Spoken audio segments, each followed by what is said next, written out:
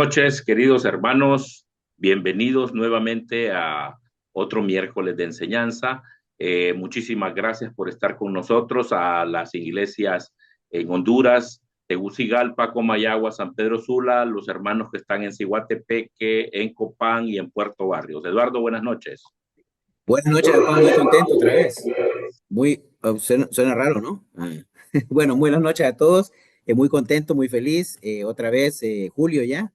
A veces parece mentira, papá, pero a veces siento que el tiempo nos va volando. Cuando menos acordamos, no hemos ni terminado de estudiar algunos libros que hemos estado preparándonos para cada clase Sí. y ya nos agarra la semana de preparación o de impartirla. Entonces, pero felices, felices, espero que estén contentos. Recuerden que estamos en la parte de doctrinas de salvación.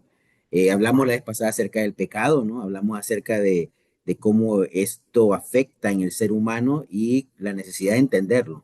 Y hoy vamos a hablar de la conversión bíblica, un temazo también, papá. Sí. ¿Cuál es la relación entre el bautismo y la salvación? Que es muy importante. Pero antes de comenzar, vamos a orar para después entrar en materia. Así que acompáñenme a orar para que Dios se quede en control de esta transmisión.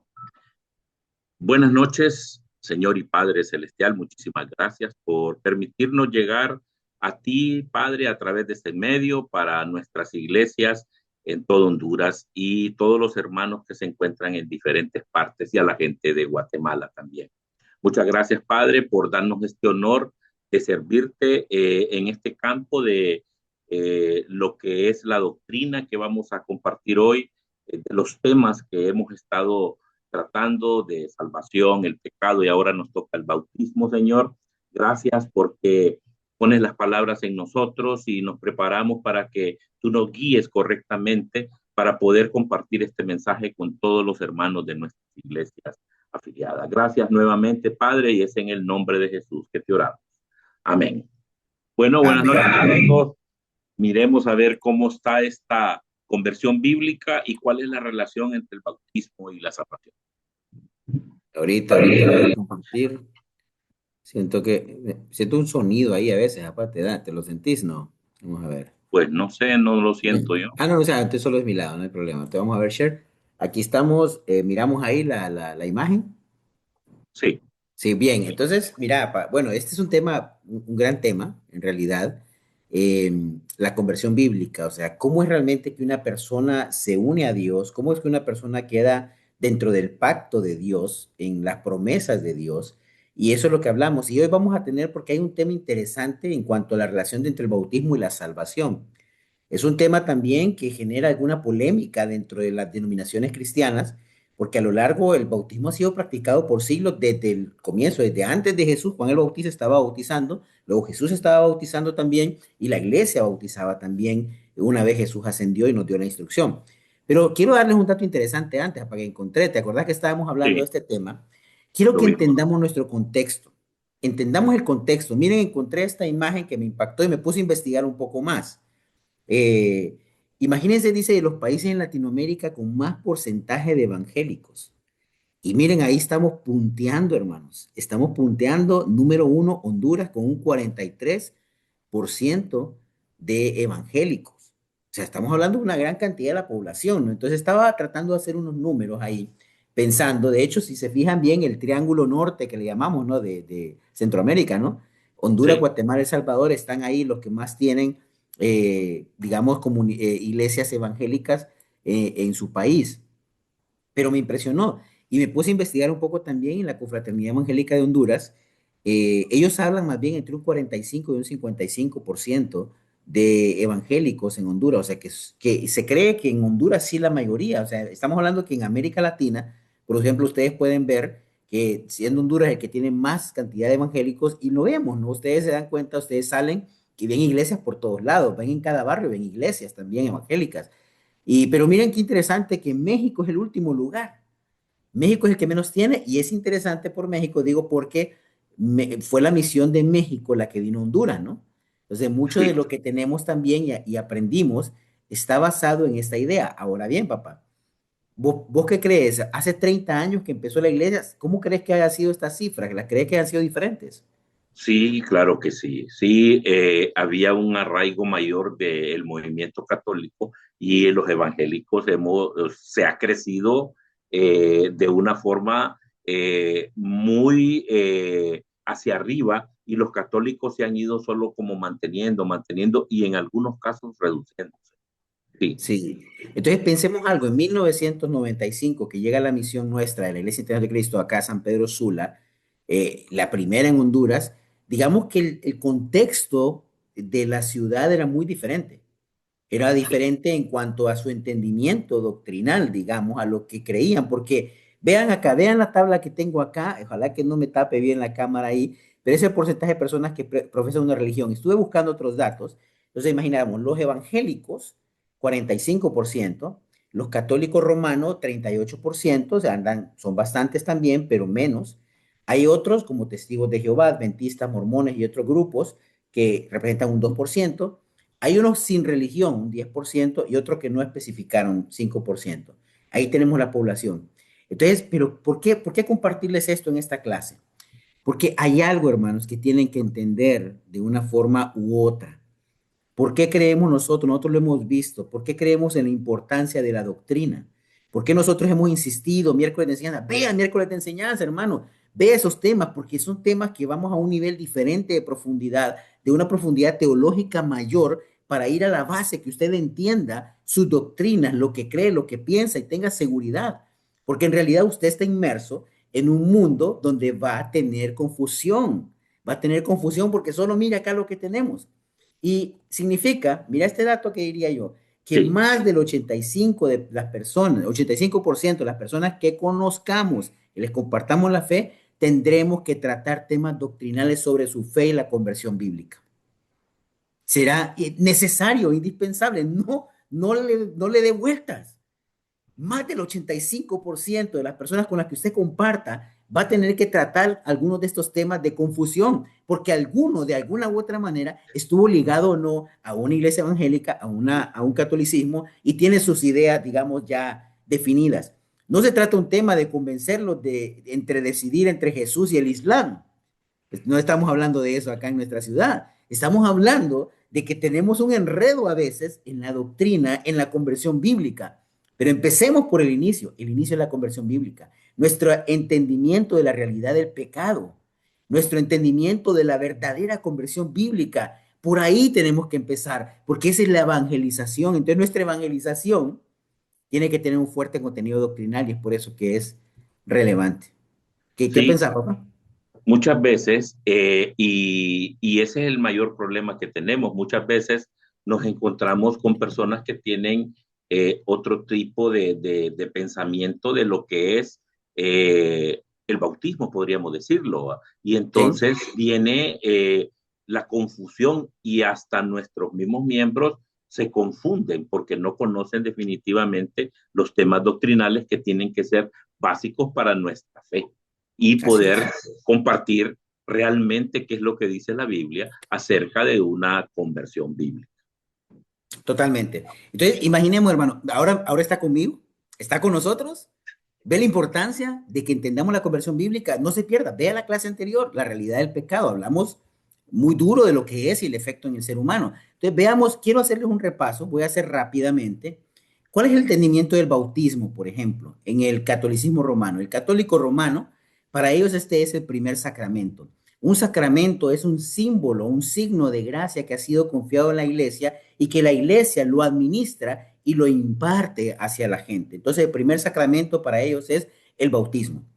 Para ellos, el bautismo limpia el pecado original, es decir, estamos manchados del pecado de Adán y Eva, su desobediencia y su rebelión, y por tanto es necesario hacer algo y la persona debe ser bautizada para que sea limpiado, si no va a cargar con el pecado original.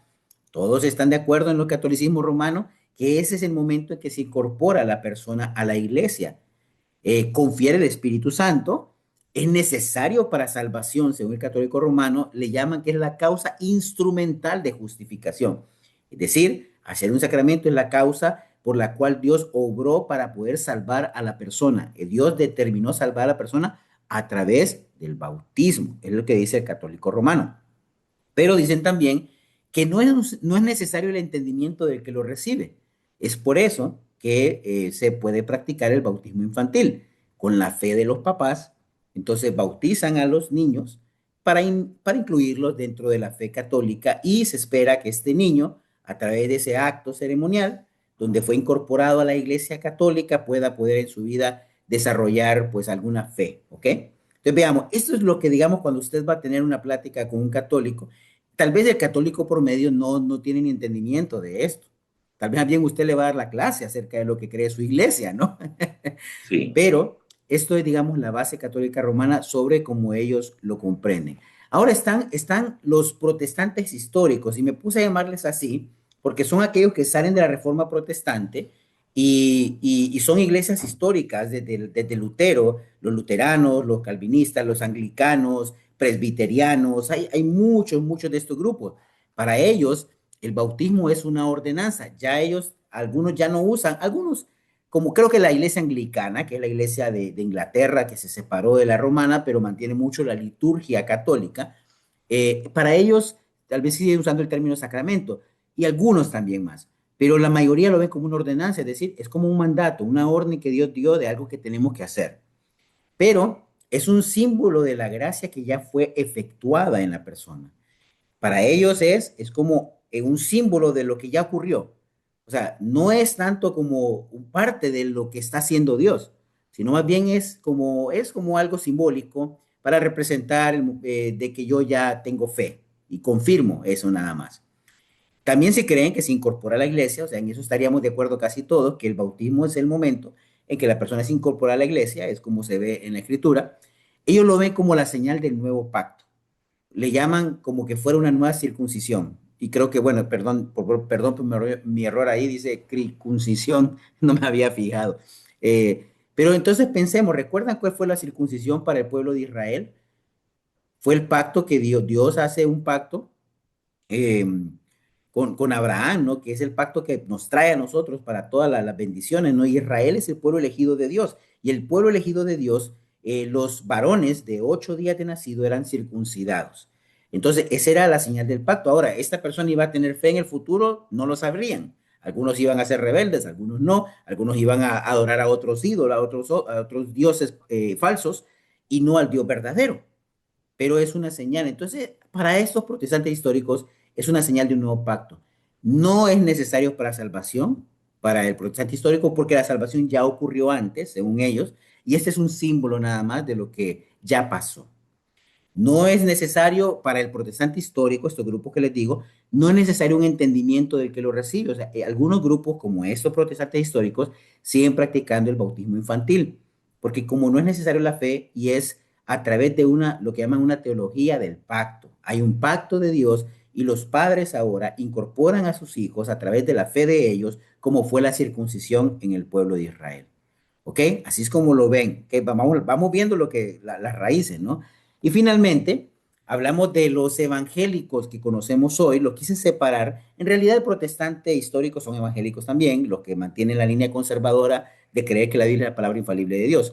Pero los evangélicos, como los bautistas, que los bautistas sí son históricos también, vienen de allá de 1600 o de la Reforma y todos esos lados, y los pentecostales, que son una masa grande también, como ya lo estudiamos en el Espíritu Santo en la clase, y otros grupos también, lo ven como una ordenanza, símbolo de gracia, igual que los históricos, ya fue efectuada la salvación, se incorpora a la iglesia, es un paso, lo ven como un paso posterior al nuevo nacimiento, es decir, yo ya nací de nuevo porque pude creer, porque para ellos es, yo creo porque Dios me eligió en el pasado, es decir, en su determinación soberana Dios me elige y por tanto de forma irresistible la persona va a creer del elegido, ¿verdad? El no elegido no va a creer. Estudiamos un poco esto en temas de salvación, pero no quiero ahondar mucho por hoy. Entonces, ellos creen que, entonces, como de todas maneras ya creí, significa que sí soy elegido, por lo tanto, pues es un símbolo el bautizarme. No es necesario para salvación, piensan ellos, toda esta gente dice no, o sea, lo necesario es que usted, pues, si creyó en Jesús, es que ya está salvo, ya está en el grupo de los salvos, y simplemente es un paso consecuente, pero los evangélicos sí creen, o creemos en la mayoría, compartimos acá, que sí es necesaria una creíble confesión de fe en Jesucristo de quien lo recibe. O sea, sí tiene que tener una fe verdadera para poder ser bautizado. Y eso implicaría que no practican el bautismo infantil.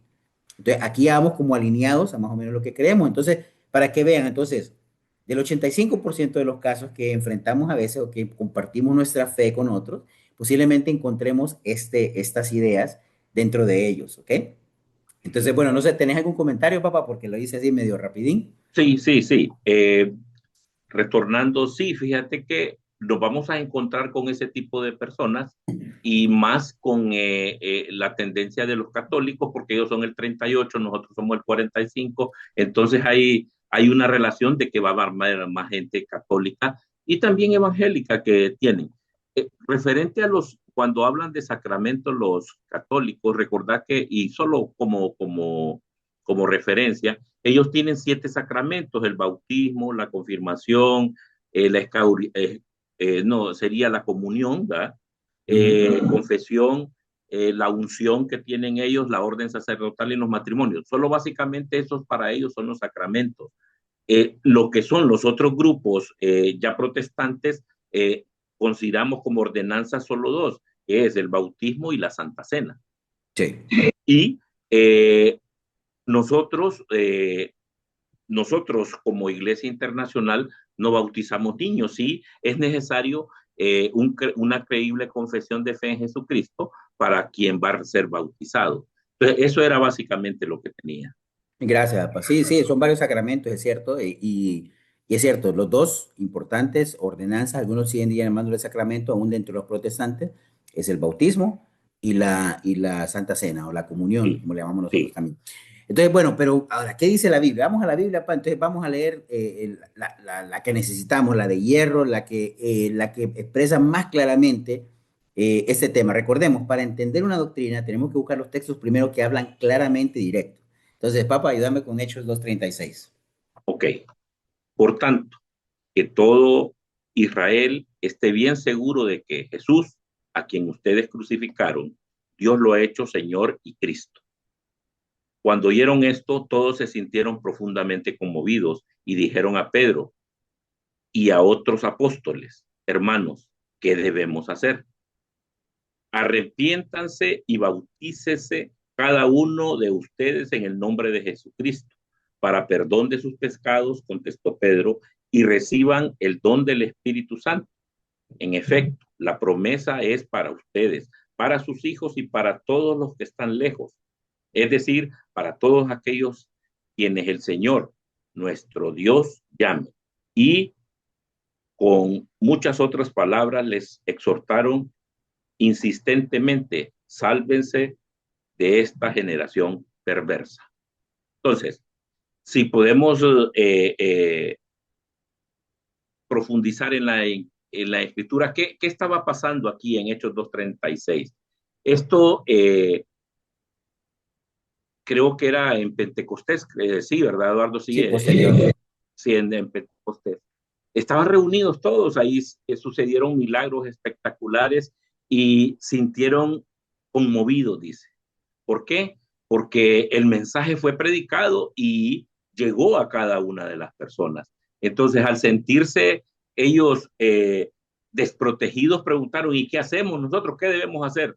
Arrepiéntanse y bautícese para el perdón de sus pecados. Entonces, esa fue eh, uno de los eventos más históricos, el día de Pentecostés, que hablaron muchas, ¿cómo podría comentarlo? No es que hablaron en diferentes lenguas, sino que todos entendieron lo que Pedro estaba predicando. Entonces el milagro de las lenguas fue a la inversa, que todos entendieron lo que realmente les estaba predicando. Entonces, si me puedes pasar la siguiente, ¿qué es lo que está pasando aquí? La predicación de la palabra. Primero, para que esta es la verdadera conversión bíblica. Ellos van a creer, se convencen de su condición pecaminosa y, y su necesidad de un Salvador. Entonces, primero cree. Al creer, él se arrepiente. ¿Qué hace con eso de arrepentirse? Decide dejar atrás su estilo de vida pecaminoso, de pecado, y a una nueva vida. Entonces, ¿qué es lo que significa el bautismo? Da un paso de fe real al rendirse totalmente al señorío de Cristo en un nuevo nacimiento. Entonces, ¿qué es lo que pasa?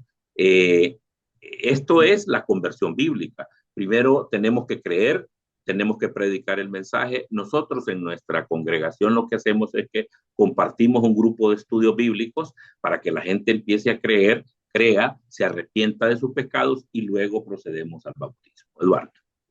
Sí, fíjate que, imagínense, voy a regresar un ratito en la escritura, solo para que vean algo, o sea, vean lo que dice Pedro ahí, sepa todo Israel que este Jesús a quien ustedes crucificaron, es decir, Pedro les está diciendo, ustedes lo crucificaron por su causa. Ustedes son culpables de este. Es un mensaje fuerte, ¿no? Fuerte. Entonces, ellos entendieron esa dificultad que tenían de que habían sido culpables, que habían crucificado al Mesías. Recordemos que en este momento, Pentecostés venían de todas partes, pero la población era judía mayormente, los que estaban ahí escuchando esto. Y le dice, porque sepa Israel, le dice, mira bien. Y ahí es donde se conmueven. Y como dice mi Sí, papá, preguntan, ¿qué hago? Y es lo que viene el siguiente paso, la conversión bíblica. Es simple, es sencillo. Estas personas fueron conmovidas por la predicación, que es lo que hace la predicación, la exposición a la palabra de Dios, nos conmueve y nos convence de mi pecado. Por eso es que, por qué dimos la clase de pecado antes? Porque tengo que entender el pecado, tengo que entender qué es el pecado, qué efecto hace el pecado, qué puedo hacer yo, no tengo alternativa, yo no puedo hacer nada. Entonces yo tengo que entender, yo necesito que alguien me salve, en realidad. Cuando comprendo eso, es el primer paso. Empiezo a creer, empiezo a entender que no puedo hacerlo yo solo, yo no puedo salvarme, sí. yo no puedo ser bueno, no puedo hacer las obras que Dios demanda, estoy perdido, soy culpable, pero necesito un salvador. Y después viene la parte que dice mi papá, arrepentirse, me arrepiento. O sea, es decir, dejo atrás, decido no mirar atrás, dejar atrás las obras malas que había hecho, con las cuales fui condenado, fui hecho culpable, y decido dar un paso de fe real, rendirme a Jesucristo como mi Señor y Salvador en las aguas del bautismo, nacer de nuevo. Esta es la conversión. Esto es un solo acto, hermano. A veces, y lo voy a explicar ahorita, este es un solo acto. El problema es que lo hemos empezado a separar. Véanlo acá. El gran problema que hay en nuestra sociedad, que está llena, 85% de religiosidad total, es no entender el primer paso, la conversión bíblica. Aquí nos hemos perdido. Creer, arrepentirse, bautizarse. Pero estamos viviendo ahora que creemos que solo es, bueno, quitemos el bautismo. Ahora cree y arrepiéntete, no necesitas más. Pero ¿por qué lo quitamos? Si vemos un texto tan claro como Hechos 2:36 al 40, que lo vemos acá diciendo Pedro lo que había que hacer. O sea, Pedro te está dando la respuesta. ¿Qué debes hacer? Un texto directo y claro. Pero ahora es como, no, mira, sí, tenés que creer en Jesús y arrepentirte de lo malo que has hecho. Y ahí está bien. El bautismo es un símbolo que va a llegar. Lo importante es que hayas hecho esto. Pero no es lo que dice la Biblia. Hay que tener cuidado también, ser muy sensibles también. Pero viene otro más difícil. Ahora, por otra parte, dice, no, solo cree, no necesitas hacer nada, si crees ya, di las palabras mágicas, Jesús es mi Señor, mi único Salvador, y ¡pum! Ya estás dentro, qué súper, ¿no? Ya estás dentro, no te preocupes, arrepentirse, no te preocupes, eso va a llegar algún día, lo importante es que ya creíste, entonces ya el problema está resuelto.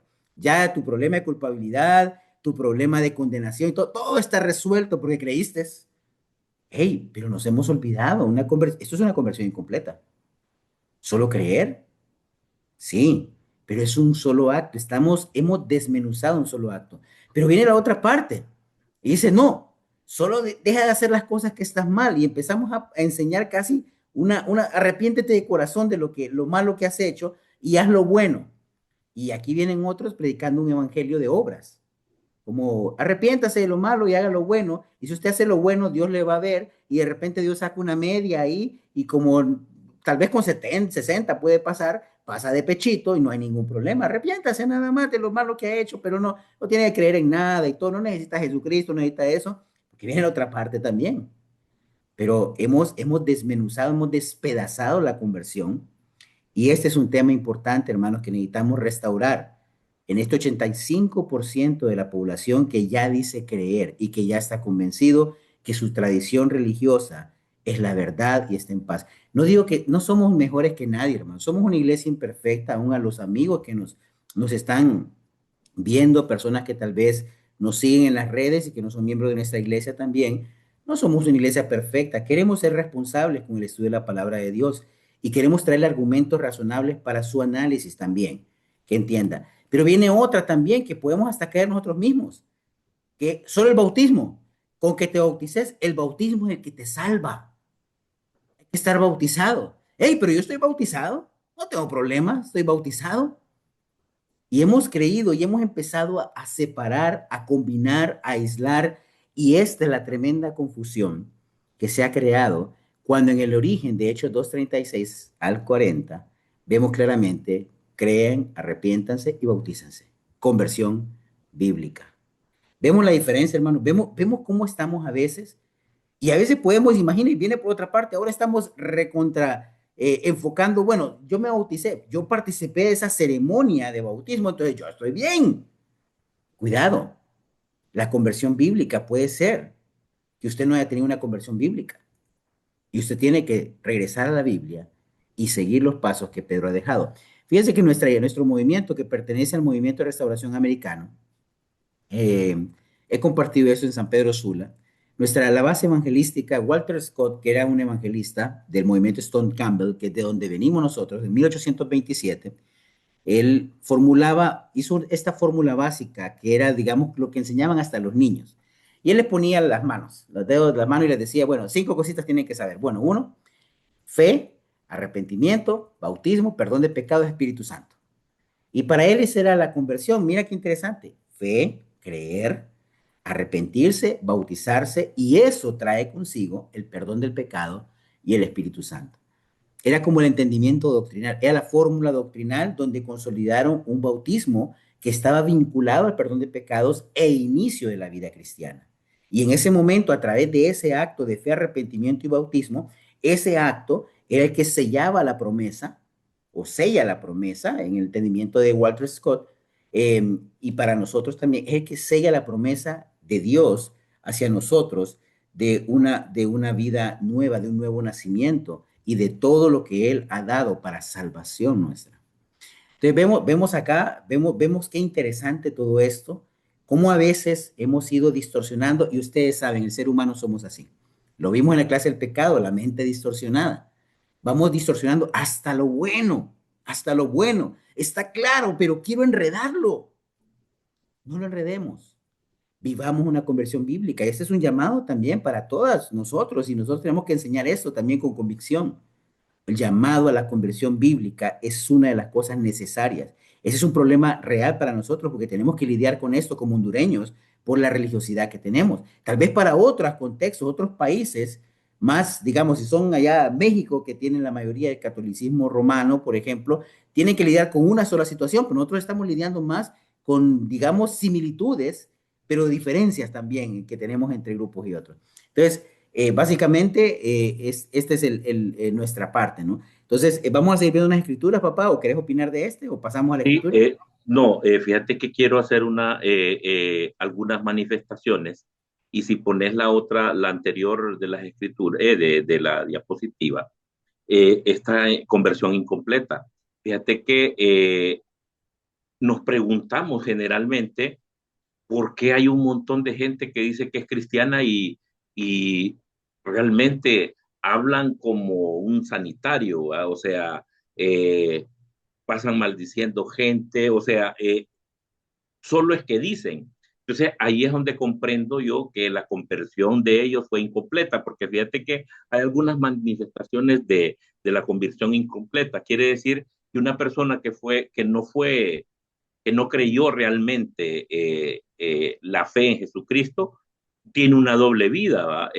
Lleva una vida hipócrita, ¿va? Porque dice profesar la fe, pero vive de una manera inconsistente con la fe. Eh, Tiene pecados habituales o recurrentes, hace lo mismo todo el tiempo, entonces va a la iglesia, En la iglesia se porta casi un santo, pero solo sale de la iglesia y se convierte en una persona diferente. Eh, Falta de fruto espiritual es la ausencia de las características del fruto del espíritu: amor, gozo, paz, paciencia, benignidad, bondad, fe, mansedumbre. Eh, Enfocado en todo lo que es el mundo. Se enfoca en placeres, en metas específicas y en placeres de la carne, podríamos decirlo. Falta de compromiso a la iglesia, va cuando quiere, su asistencia no es permanente, eh, no quiere colaborar con nada, tiene desinterés en el servicio, en las misiones y todo. Eh, Le gusta mucho las cosas materiales, eh, le gusta que Dios le provea bendiciones, pero en especial solo a las cosas materiales. Es orgulloso espiritualmente y se autojustifica, ¿va? Creerse espiritual o salvo sin mostrar humildad de reconocer el crecimiento y el arrepentimiento constante. Falta de perdón, no le gusta perdonar a nadie, y su apego siempre al dinero, al materialismo. Entonces, básicamente, yo lo atribuyo a una conversión incompleta, porque cuando uno se va a bautizar es a confesión de fe, de ser transformado y seguir los lineamientos que Jesús dejó para cada uno de nosotros, básicamente. Excelente, pa. Yo te lo voy a resumir así. Es una conversión bíblica, va a tener una persona que va a tener una vida de obediencia con pecados, va a pecar puntualmente. Sí, Pero una conversión incompleta va a seguir teniendo una vida de pecado con pequeños matices de obediencia, que es diferente. sí, ¿Ok? Entonces, vamos a la escritura, Marcos 15, 16 del 15 al 16. Dale, sí. papá. Les dijo: vayan por todo el mundo y anuncien las buenas noticias a toda criatura. El que crea y sea bautizado será salvo, pero el que no crea será condenado. Los que no creen en el bautismo, que no creen que el bautismo sea relevante en el plan de salvación, indican que este texto solo condena a los que no creen y no menciona al que no fue bautizado. Realmente, cuando lo leemos, el que crea y sea bautizado será salvo, pero el que no crea será condenado, va implícito.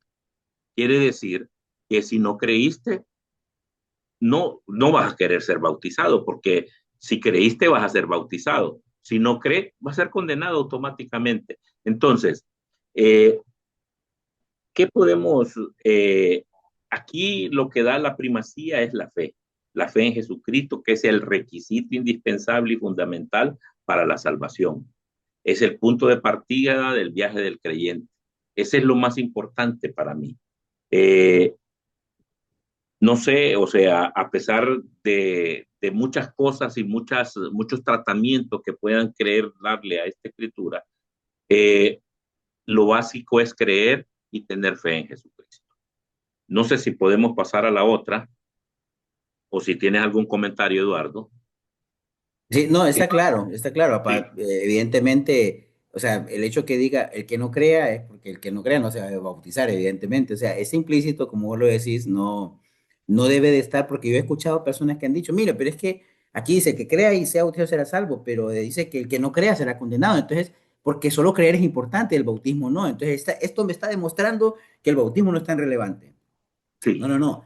Es una forma de expresarlo en la cual, evidentemente, alguien que no crea no se va a bautizar. O sea, sí, es lógico, ¿no? Y definitiva. por eso está siendo condenado. Pero sí, excelente, papá, gracias. Sí, esta escritura es la que es la base nuestra, es la gran comisión. Es Mateo 28 del 18 al 20. Esta es en la versión NBI. Jesús se acercó entonces a ellos y les dijo: se me ha dado toda autoridad en el cielo y en la tierra. Por tanto, vayan y hagan discípulos en todas las naciones, bautizándolos en el nombre del Padre y del Hijo y del Espíritu Santo, enseñándoles a obedecer todo lo que les he mandado a ustedes. Y les aseguro que estaré con ustedes siempre hasta el fin del mundo. ¿Qué, qué, qué está pasando aquí? Fíjense que este es uno de los mandatos, o sea, de Jesús.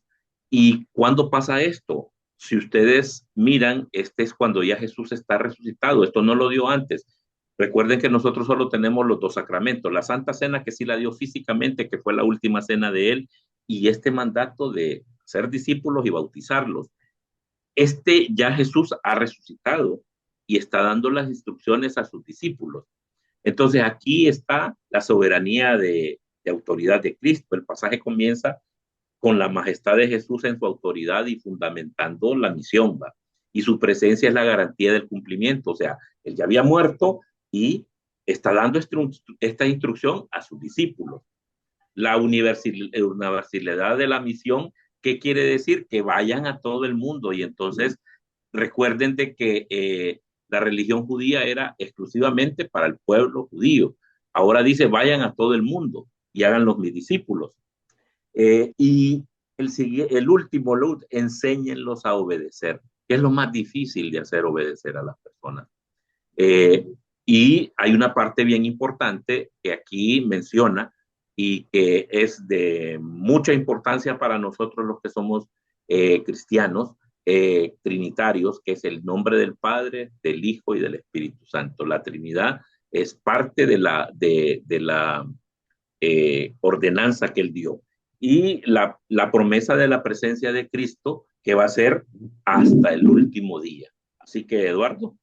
Sí, gracias, papá. Bueno, es claro acá el mensaje.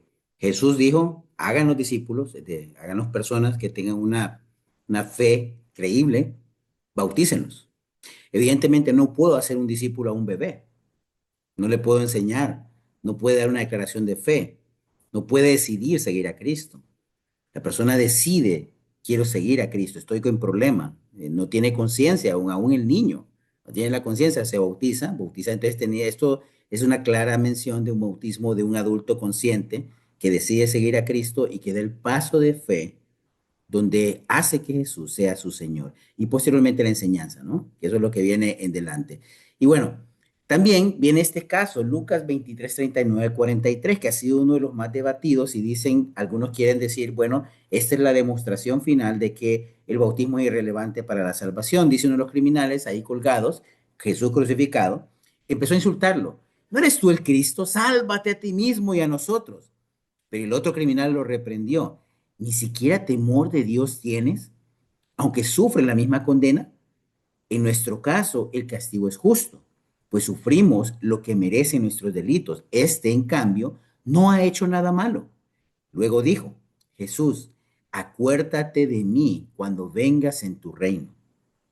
Te aseguro que hoy estarás conmigo en el paraíso, le contestó Jesús.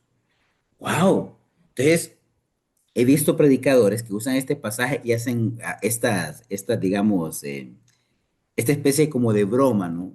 Que llegó este crucificado ahí al cielo y empezaron a entrevistarlo, a ver, ¿y cuál era tu doctrina? ¿Cuándo te bautizaste?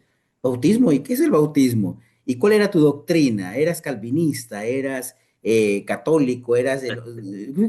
¿Cuál? Entonces, como que diciendo o haciendo una burla referente a cuanto que la doctrina sea tan importante.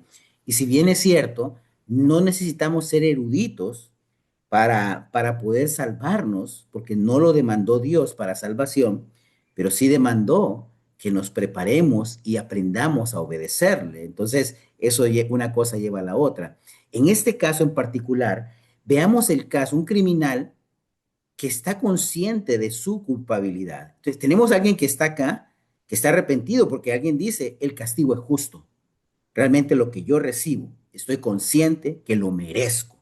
Pero él no, yo estoy consciente de mis delitos. Y él dice, Jesús, acuérdate de mí cuando vengas en tu reino. Esta declaración es poderosa, porque estamos hablando de un Mesías crucificado. En ningún momento, esa es una revelación poderosa que tiene esta persona, porque ningún judío iba a entender esto, ni siquiera los apóstoles lo estaban entendiendo. ¿Dónde estaban los apóstoles? Huyendo. El único que era Juan estaba al pie de la cruz y él estaba por solidaridad, pero Juan no estaba al tanto de lo que estaba pasando. Juan, en ese momento, ningún apóstol hubiese sido capaz de pronunciar estas palabras. Acuérdate de mí cuando vengas a reinar, Jesús, porque lo estaban viendo crucificado, estaban huyendo, estaban diciendo, esto se acabó, esto se vino abajo. ¿Será que era el Mesías? ¿Será que no era el Mesías? Quizás estaban con dudas. Pedro negándolo. Pero este bandido, creyó en él. En el momento, aunque nadie creía en Jesús, en el momento más difícil de poder llegar a creer en Jesús. O sea, lo que hizo esta persona fue algo espectacular, porque estaba viendo a alguien crucificado con él y ¿cómo es que va a reinar este? ¿Y quién le dijo de la resurrección? Jesús, él no había escuchado una prédica de Jesús sobre que iba a resucitar al tercer día, que no sé qué. Simplemente tuvo fe y dijo, acuérdate de mí cuando vengas en tu reino. Estaba convencido de que tenía el honor de estar a la par del Mesías de Dios, el Cristo, el que tanto estaba esperando Israel. Entonces, es un caso excepcional, pero quiero darte algunos principios importantes. Primero, mientras Cristo estuvo en la tierra, aparte de lo espectacular que hizo este hombre, mientras Cristo estuvo en la tierra, Cristo perdonó pecados, ¿sí o no? Vemos muchos textos que nos hacen referencia. Es decir, esto es antes de su resurrección y su ascensión, esto es antes de Mateo 28, antes de la ordenanza directa, eso es antes de Hechos 2, cuando Dios ya nos da el plan claro de lo que debemos hacer. Pedro, a través del Espíritu Santo, nos dice, esto deben hacer. Ese está en un momento histórico previo, en el cual, digamos que a partir de acá todavía no tenemos toda la revelación completa todavía, ¿ok? Porque ya Cristo se reveló, pero todavía no está, no tenemos el conocimiento de qué sigue, qué vamos a hacer, qué continúa. Todavía faltaba verlo resucitado, pero este empezó a creer antes. Entonces, primero, Jesús podía hacerlo y lo hizo mientras estaba acá, entonces puede estar dentro de ese contexto. Segundo, tenemos que entender que las doctrinas se establecen a través de los pasajes claros. Este pasaje, esta excepción que vemos acá, esta persona que aparentemente podría encajar muy bien con todas aquellas generaciones antes que no conocieron el bautismo de Jesucristo, antes de él.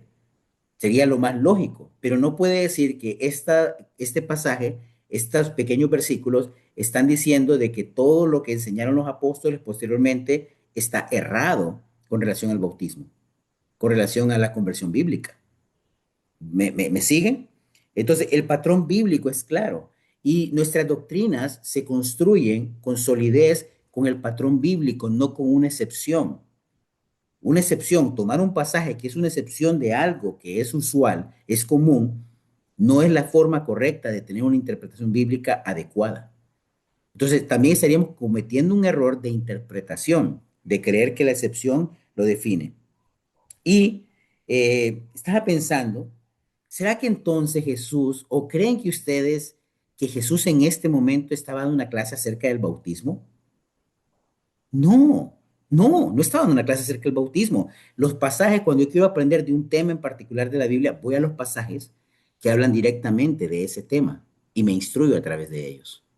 Veo el amor de Cristo y la esperanza que le da a este hombre, que evidentemente, porque si lo vemos ya a plano más específico, este hombre quizás pues no iba a tener la oportunidad de ser bautizado, porque después de ahí era su último día de vida.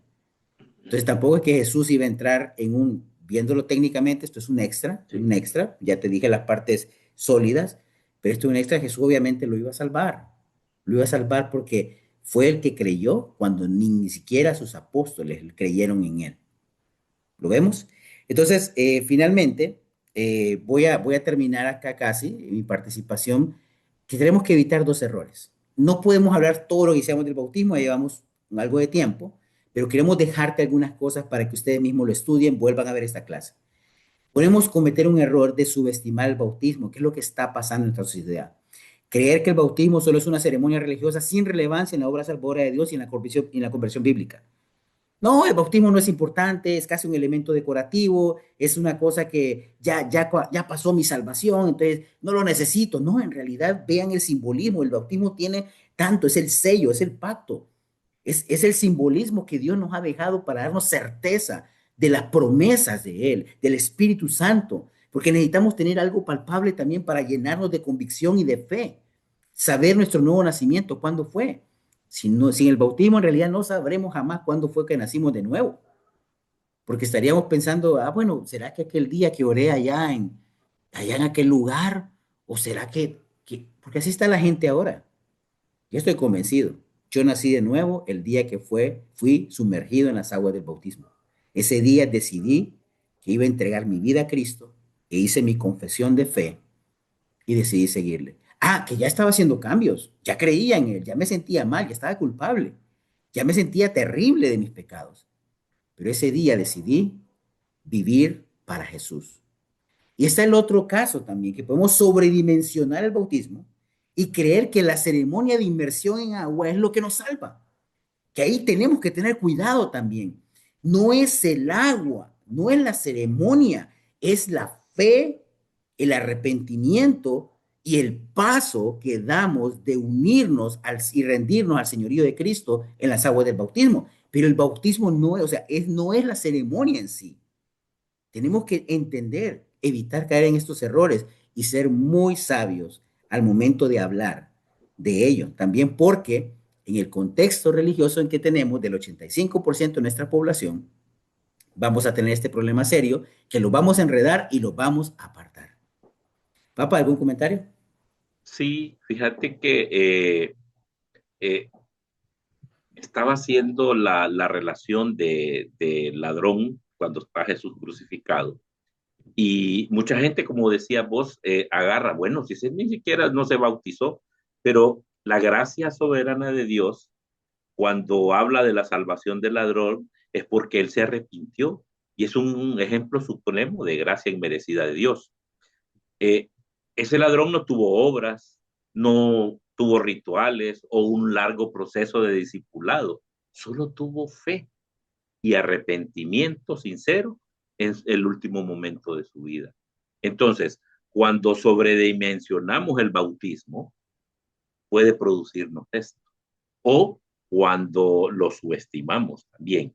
Recuerda de que básicamente, como decía vos, el bautismo lo que marca es el inicio de nuestra nueva vida. Solamente. Sí. Entonces, mucho cuidado con subestimarlo. Para mis amigos también que no son miembros de su iglesia, cuidado, estamos subestimando una ordenanza, un mandato y una forma como Dios ha determinado de salvarnos también en cuanto a la unidad de esto. La unidad, no separemos. Fe, arrepentimiento, bautismo es un único acto y así lo vamos a ver y vamos a dejarle la conclusión doctrinal por ahora. Van a tener preguntas, lo sé, mis queridos hermanos, pero les digo, estudiemos más del tema, entendamos, tengo que prepararme más porque mi población, mi país, en su religiosidad lo necesita. Entonces, leamos ya la conclusión para que llegamos, que siempre compartimos. Sí. La conversión bíblica es una obra sobrenatural de Dios en la vida de una persona. No se trata de pasos aislados, sino de un acto único e indivisible que comprende fe genuina, arrepentimiento y bautismo. Estos elementos operan conjuntamente para obrar en el nuevo nacimiento en el individuo, un nacimiento de agua y espíritu, según Juan 3 del 1 al 7. Mediante este proceso, Dios incorpora a la persona a su iglesia, le otorga el perdón de sus pecados y le concede la morada permanente del Espíritu Santo. Así, el creyente es sellado como heredero de la promesa de salvación en Cristo Jesús. El bautismo por sí mismo no tiene poder para salvar. Su eficiencia reside en la unión con la fe salvadora y el arrepentimiento. Sí, su eficacia, ¿no? Eh, Su arrepentimiento tengo yo Sí. aquí. Sí, no, Salvador. su eficacia reside en una unión con Sí, su fe salvadora. correcto. Sí. Sí, Entonces, bueno, esto es lo que vemos, hermanos, creemos, es un acto único e indivisible. Son tres cosas: la fe salvadora, el arrepentimiento, el bautismo. Esos elementos son los que trabajan conjuntamente para que nazcamos de nuevo. Y tenemos que tener cuidado porque tristemente los hemos ido separando. Y con la historia, los movimientos lo han ido separando y se ha ido distorsionando. Volvamos a lo básico. Nosotros somos un movimiento de restauración. Queremos restaurar la fe cristiana en nuestra generación. Volvamos a lo básico que vemos en el texto, que es claro y que muestra claramente. Hay más textos como Romanos, en la sepultura, cómo formamos parte. El bautismo tiene todos los simbolismos necesarios de un nuevo nacimiento. Somos sepultados, inmersos y resucitados a una nueva vida a través de salir de las aguas bautismales, porque está unido, no son actos que ocurren en tiempo después, o sea, esto va ocurriendo casi inmediato y es tu proceso de conversión. Entonces, finalmente, papá, bueno, vamos a tener, como ustedes bien saben, preguntas y vamos a tener una mesa donde vamos a estar respondiendo después preguntas que vamos a enviar un enlace, un formulario, para que ustedes puedan hacerlas acerca de esta conversión, porque ya vimos la del pecado, lo grave que es, vea la clase, si no la vio, véala también, vemos esta de conversión y la interacción con el bautismo y la salvación, vemos el vínculo que hay en todo este proceso y tenemos que ser cautelosos también, no caer en ese extremismo de decir el bautismo es el que salva, porque no es eso así. Desde ahí lo van a tumbar, hermano. Y estas personas a veces, usted va a encontrar personas preparadas, tal vez hasta más preparadas que usted, y lo va a tumbar, como dice, si usted le dice una frase como esa, porque es evidente que la fe, creemos que la fe en Jesucristo, usted puede echarse al agua, en la misma agua de una piscina donde usted va a nadar, hemos bautizado personas, porque no es el agua, porque no es la ceremonia. En Sí. realidad la ceremonia es crucial e importante, pero es la fe, el arrepentimiento y el bautismo juntos lo que dan el verdadero proceso de la conversión bíblica. Por mi parte, gracias, mis queridos hermanos. Sigamos aprendiendo, sigamos glorificando a Dios. Buenas noches, hermanos, y que Dios los bendiga. Hasta el próximo miércoles de enseñanza.